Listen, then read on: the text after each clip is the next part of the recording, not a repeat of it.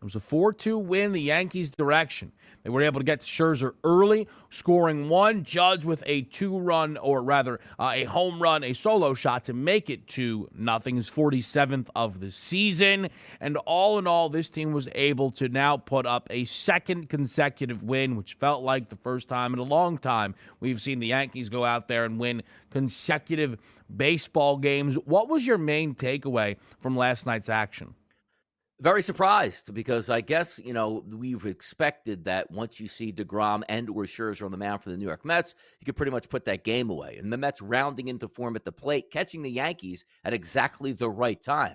So now you look at the New York Yankees picking up that win yesterday, and they were outmanned. They were outmanned at the plate, and they were outmanned on the mound, and it still didn't matter. Quite frankly, outside of an error there, which led to a Vogelbach two-run home run, the Mets only end up with 4 total hits in that game. So a nice win for the Yankees overall. When you talk about, how the tables might have turned at this point now, you were looking at a series where if you're Mets fans, if you're Yankees fans, it's a big deal. Who's going to get the back page of, whatever newspaper, and what are the headlines going to be? Mets storm through Yankees struggling. You saw, Cashman during the Paul O'Neill ceremony get booed, and also have Hal Steinbrenner walk out and get booed as well. There are a lot of bad feelings in the Bronx, despite a team that's pretty much a lock to win their division and head into the playoffs. But that shows the pressure of what the Yankees told us they could be in April, May, June, and July, and now have stumbled here in the month of August. But having said that, Kevin, we're only a couple hours away from the Yankees being favored tonight because Jacob deGrom is not going to take the mound. Imagine this, lining up this series with Scherzer and deGrom saying,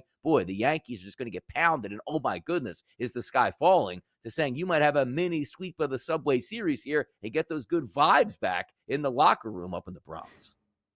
I mean, that to me was still pretty surprising, right? They said that they're trying to be careful with Jacob deGrom. They don't want to push it. I don't know what that really means. I guess, he went the deepest he has in terms of pitches thrown his last outing versus the Atlanta Braves.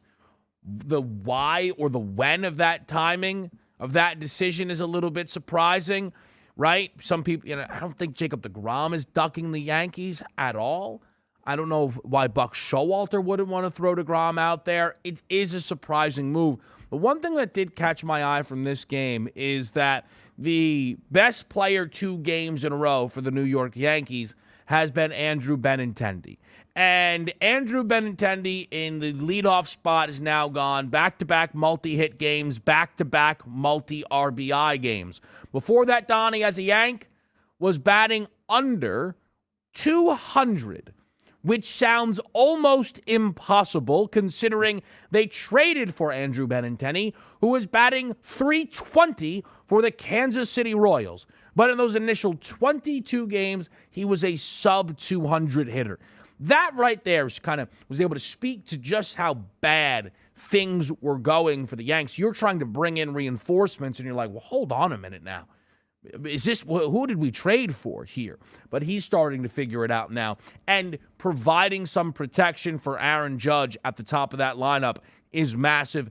Able to break what was a 10-game homerless streak, 47. His pace now is back to 61 homers for the season. We will see if he is ultimately going to be able to catch that Roger Maris record and go out there and get above that 61 total.